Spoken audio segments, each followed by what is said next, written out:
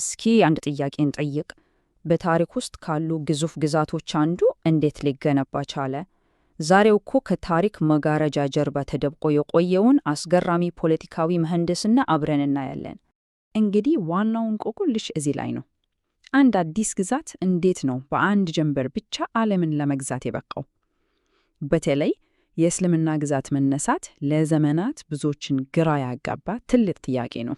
አብዛኛው ታሪክ እንደሚነግረን ይሄ የአገዛዝ ስርዓት ከምንም ተነስቶ የተፈጠረ አዲስ ነገር ነው ይለናል።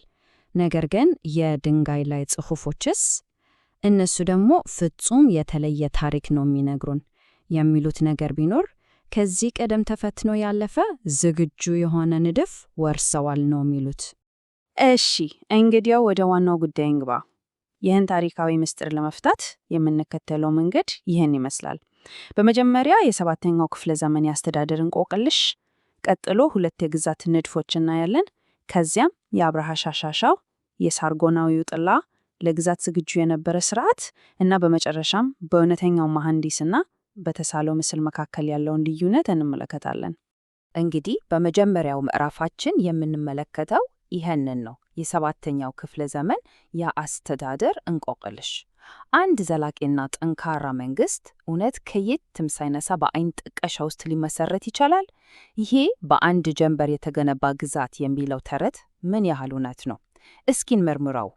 እሺ የዚህን ጥያቄ መልስ ለማግኘት ደግሞ 2 በጣም ተቃራኒ የሆኑ የግዛት ግንባታ ሞዴሎች ወይም የአሰራር ስርዓቶቹን ማነጻጸር አለብን።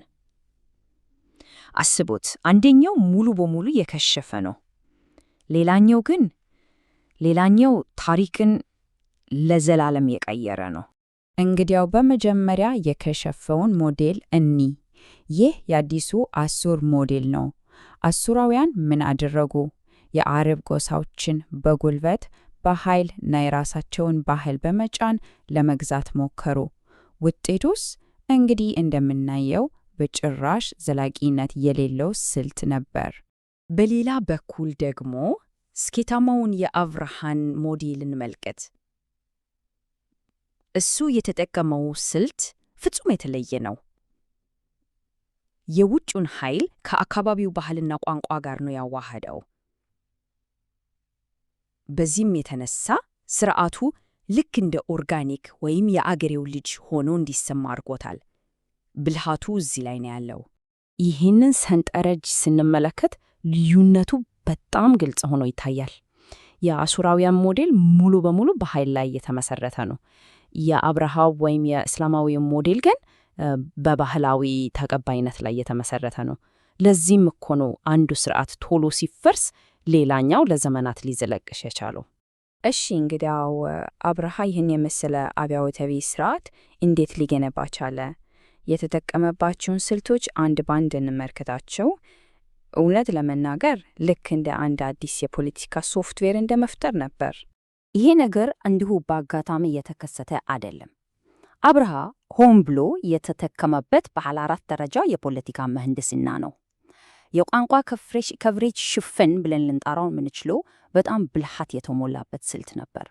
እና የድንጋይ ላይ ጽሑፎቹ እነሱ ወሳኙን ማስረጃ በእጃችን ያስገባሉ። አብርሃ ለአዲሱ የግዛት ቢሮ የተጠቀመበትን አንድ የተለየ ቃል እናገኛለን። እና ይሄ ቃል ሁሉንም ነገር ነው የሚቀይረው። እዚህ ላይ ነው የስርዓቱ አስደናቂ ብልሃት የሚታየው። አስቡት፣ አብርሃ ያደረገው አንድ ቅጥያ መጨመር ብቻ ነው። አንድ ቀላል የአካባቢ ቃልን ወስዶ የግዛት ስልጣንን ያመለከት፣ ነገር ግን ሙሉ በሙሉ የአገሬው የሚመስል አዲስ ማዕረግ ፈጠረበት። በጣም የሚገርም ነው። ጥያቄው ግን አብርሃ ይሄን ሐሳብ ከየት አመጣው? ከባዶ ነው የፈጠረው? በፍጹም። እውነታው እሱ እጅግ በጣም ረጅም በሆነ የታሪክ ሰንሰለት ውስጥ ወሳኝ የሆነ አገናኝ ድልድይ ነበር። እውነቱን ለመናገር እኮ ይሄ የበረሃውን ድንበር በአካባቢያዊ እንደራሴ የመግዛት መሰረታዊ ሐሳብ አዲስ ነገር አልነበረም። ከ1000 ዓመታት በላይ ሲሰራበት የነበረ እና ተፈትኖ ያለፈ የቆየ ስልት ነው። ይሄ የጊዜ ሰሌዳ ደግሞ አንድ ቀጥተኛ የሆነ የሕግ የዘር ሐረግ እንዳለ በግልጽ ያሳየናል። ከአሦራውያን የተቀደሰ ቃል ኪዳን የነሳና በቀጥታ ወደ አብርሃ አዋጅ እና በመጨረሻም ወደ እስላማዊው ታማኝነት ቃል ኪዳን የሚዝል የማይቋረጥ መስመር አለ። እንግዲህ ዋናውና ወሳኛው ነጥብ ይህ ነው። ስሞቹ ሊቀያየሩ ይችላሉ። ግዛቶቹም ሆኑ አማልክቶቹ ሊለወጡ ይችላሉ። ነገር ግን መሰረታዊው የአስተዳደር ዲኤንኤ ግን ለ1500 ዓመታት ያህል ሳይለወጥ እንደቆየ ነው የምንመለከተው። ይህ እንደዚህ ፍጹም የሆነ የሚመስለው ስርዓት በወረቀት ላይ ብቻ የቀረ ንድፈ ሐሳብ አልነበረም። በፍጹም በእውነተኛው የፖለቲካ ዓለም ውስጥ ልክ እንደ አንድ ቤተ ሙከራ ተፈትኖ ያለፈ ነበር። እንዴት ነው የተፈተነው ካልን ደግሞ የመካከለኛው አረቢያ ጎሳዎች ለዚህ ሞዴል ቀድሞውኑ ዝግጁ ነበሩ። ለምን? ምክንያቱም ለአምላካቸው ራህመናን ወይም መሐሪው የሚለውን ስም ይጠቀሙ ነበር። ይሄ ደግሞ የአብርሃን ስልጣን በቀላሉ እንዲቀበሉ ትልቅ በር ከፍቶላቸዋል። ስለዚህ ይህ ሽግግር በጣም ወሳኝ ነበር። በቀላሉ ከሚሰባበር ከላይ ወደ ታች ከሚጫን ስርዓት ወደ ዘላቂና ኦርጋኒክ ስርዓት መሸጋገር ማለት ነው።